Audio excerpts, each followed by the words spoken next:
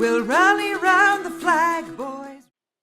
Historian Harry T. Williams maintained that Major General John Pope possessed all the faults of McClellan in reverse. Pope was aggressive in circumstances where McClellan was timid. Pope was as rash as McClellan was cautious. Like McClellan, he could not judge realities. While the young Napoleon magnified dangers, Pope minimized them or simply did not see them. It was the characteristics and tendencies of Pope that produced the defeat at Second Bull Run. When the scope of Pope's disaster became clear, he was ordered by Commanding General Henry Halleck to retire to the capital's defenses, what diarist George Templeton Strong called the burrows around Washington. Strong assumed that the army was headed into hibernation, and like President Lincoln was chagrined that after all this waste of life and money and material, we are at best where we were a year ago. As August slid into September, Lincoln and Halleck needed some time to sort things out. Across the way in Virginia, Robert E. Lee had already sorted out his plans. Crossing to the Maryland side of the Potomac on September 4th, Lee was pushing his ragged and depleted army north because he believed the Confederate struggle had reached a critical moment. On September 8th, in a dispatch to President Jefferson Davis, Lee argued that the present conditions placed the Confederate government in a position to propose with propriety to the United States the recognition of our independence. Lee continued, such a proposition coming from us at this time could in no way be regarded as suing for peace. With an eye on the North's rapidly approaching midterm elections, Lee believed a Confederate overture made at this time, when it was in his power to inflict injury upon the Union, would shift the responsibility for any and all future slaughter onto the Lincoln administration or the party in power. Then it would be up to the good people of the North to decide whether they will support those who favor a prolongation of the war or those who wish to bring it to a termination. Political considerations were not the only thing on Lee's mind. Given that he could neither carry Washington or invest it, his only other option was to retire to Richmond's defensive works. His army could not subsist where it was. Northern Virginia's cupboard was bare. Lee understood that an invasion of the North involved grave risks, but it also offered great rewards. His army was elated by victory, and he believed his adversary was stunned and on the ropes. Perhaps Maryland could be liberated. Certainly critical railroads could be cut and necessary bridges destroyed. Finally, a major victory on Northern soil must result in European recognition of the Confederacy, a key step in obtaining independence. In the wake of his defeat at Second Bull Run, General Pope reported what he considered the unsoldierly and dangerous conduct of brigade and division commanders sent from the peninsula to reinforce his army, which he believed was calculated to break down the spirits of the men and produce disaster. He was convinced that McClellan deliberately withheld support so as to contribute to his defeat, an interpretation of events that the president tended to support. In a conversation with his personal secretary, John Hay, Lincoln confessed that McClellan wanted Pope to fail, and unquestionably he has acted badly towards Pope. The president told Hay that with the exception of Montgomery Blair, the cabinet was unanimous against the young Napoleon. Resignedly, Mr. Lincoln accepted the unpleasant reality. We must use the tools we have. There is no man in the army who can man these fortifications and lick these men into shape half as well as he. The president had come to the conclusion that McClellan was too useful just now to sacrifice. If he can't fight himself, he excels in making others ready to fight. To some extent, history has cleared McClellan of Pope's charges. McClellan's indecision and inaction during Pope's crisis had nothing to do with envy, jealousy, and spite, as John Hay suspected, or treason, as the likes of a Benjamin Wade might suspect. McClellan was simply being McClellan.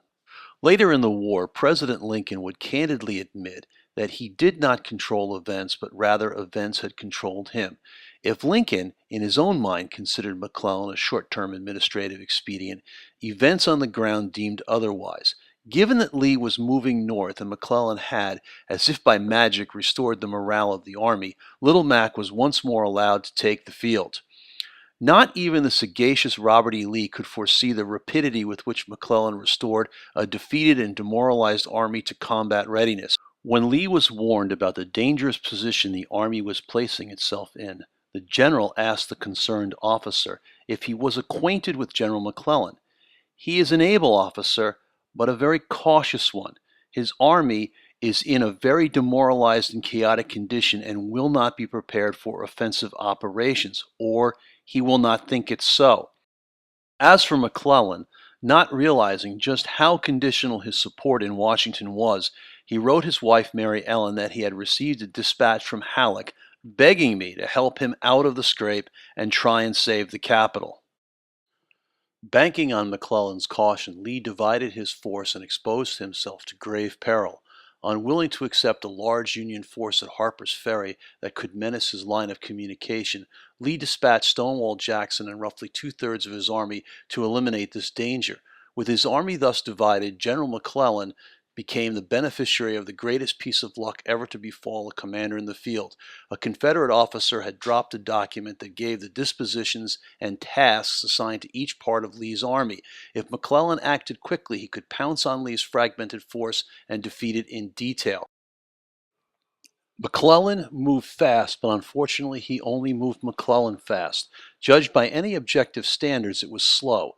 McClellan bowled through a delaying action at South Mountain, but his inadequate speed allowed Lee to pull his army together about a mile north of the Potomac River just outside of Sharpsburg, Maryland. At dawn on September 17th, McClellan ordered Hooker's corps forward to attack the left wing of Lee's army in position northeast of Sharpsburg. At the moment of contact, Lee's force, roughly 30,000, was about half the size of McClellan's army, but the young Napoleon was convinced he was the one who was outnumbered. McClellan's plan of attack was a good one, and if executed well, it might have accomplished the destruction of Lee's army. McClellan would use Ambrose Burnside's corps to demonstrate on Lee's right, while Hooker, Sumner, Mansfield, and Franklin would smash Lee's left. A large reserve was held back to exploit any breakthrough. When the breakthrough came in the center, along a sunken road forever after known as Bloody Lane, McClellan hesitated. He believed Lee still held a vast reserve, and his army was the only thing left in the East capable of confronting it. With excellent interior lines, Lee was able to weaken his right in order to shore up his center. As the principal action shifted to the Federal left, the timely arrival of A.P. Hill from Harper's Ferry prevented Burnside from rolling up Lee's flank. The Army of Northern Virginia had been saved. The Battle of Antietam proved to be the bloodiest day in American history. One army was fighting off destruction, the other fighting to vindicate its honor. Antietam was fought with a savagery and a grim determination the likes of which had hardly been seen in a war noted for its sanguinary excess. It was a battle, in the words of one New York Times correspondent, that was fought with desperation and courage never before excelled and rarely if ever equaled. From the field, the newsman reported mangled humanity in all its ghastly forms could be seen, to the left, to the right, behind and before. The fight at Antietam raged from 5 in the morning until 9 at night, as one correspondent reported, without decisive results. As General Lee still held his army's position outside of Sharpsburg, the journalists covering Antietam were certain that the battle would be renewed on the morning of the 18th. Since no firing could be heard, it was supposed that the pause was to bury the dead. Historian Stephen W. Sears believes that Lee, more than any other man, understood what was going on in McClellan's head. The rebel commander had sound military reasons to hold his ground on the 18th. Certainly, Lee wanted to move his wounded across the Potomac and secure the last of the captured material at Harper's Ferry. But according to Sears, contempt for his opponent was a major element of his decision. Lee would not be driven. On the night of the 18th, Lee withdrew across the Potomac. The Antietam campaign was essentially at an end. In a letter to Mary Ellen on the 20th of September, McClellan declared his victory complete and that he felt some little pride in having, with a beaten and demoralized army, defeated Lee so utterly and saved the North so completely. Secretary of the Navy Gideon Welles did not concur. In the lull after Antietam, Welles recorded in his diary that nothing is heard from the army except that instead of following up the victory, attacking and capturing the rebels, they are rapidly escaping across the river. While the army felt pride in this action, some within its ranks believed much more should have been accomplished. A soldier from the 5th Corps had no idea why McClellan did not let our troops finish up the Rebs, and why he did not renew the battle on Thursday and follow speedily across the river. The Union held the field and undoubtedly won a strategic victory. Every aspiration of Lee's invasion, except perhaps provisioning, had been thwarted. In late November, after McClellan's relief, O.H. Browning recorded a conversation with Lincoln in which the president assessed his general's performance. Lincoln believed that McClellan had handled the battles at South Mountain and Antietam about as well as could any general in the Union Army, but that he had moved too slow. If it had not taken him 6 days to move 40 miles, Harper's Ferry might have been saved. By not renewing the assault, he allowed Lee to escape across the Potomac instead of annihilating him. The month of October proved to be a 4-week struggle to get McClellan moving.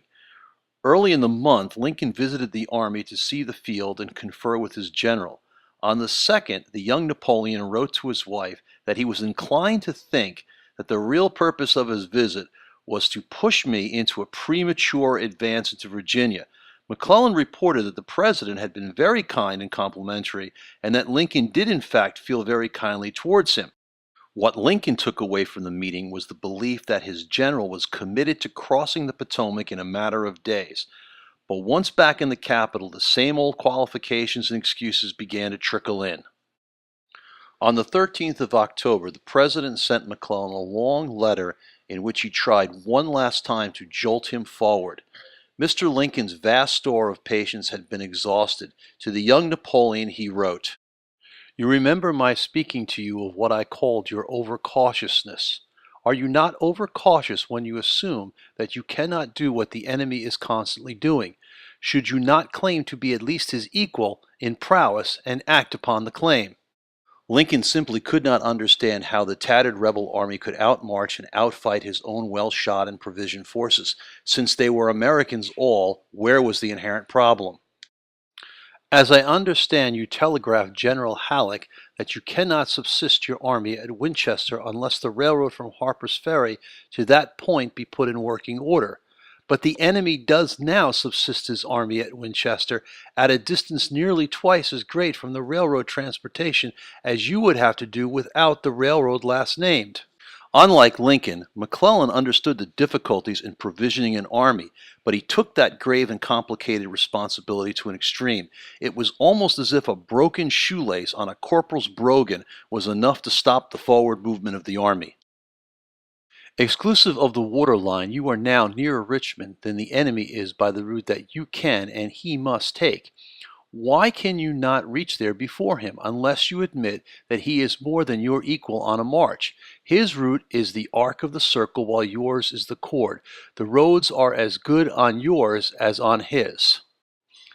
The arc and chord would be Lincoln's last test of McClellan.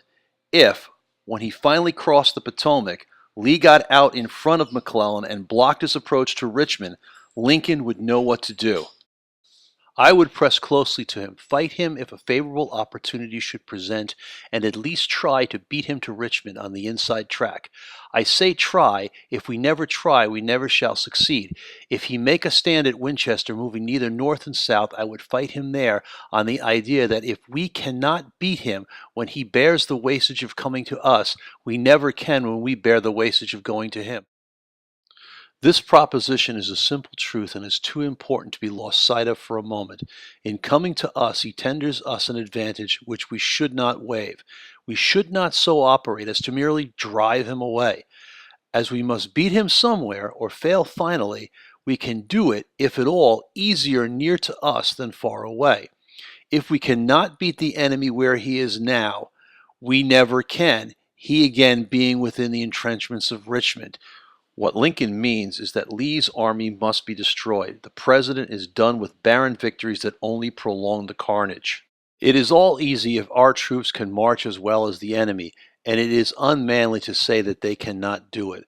After he had relieved McClellan, Lincoln confided to John Hay that he had begun to feel that McClellan was playing false, and that if he let Lee get away, he would remove him. He let Lee get away, and so he was removed. We will welcome to our numbers the loyal, true, and brave, shouting the battle cry of freedom.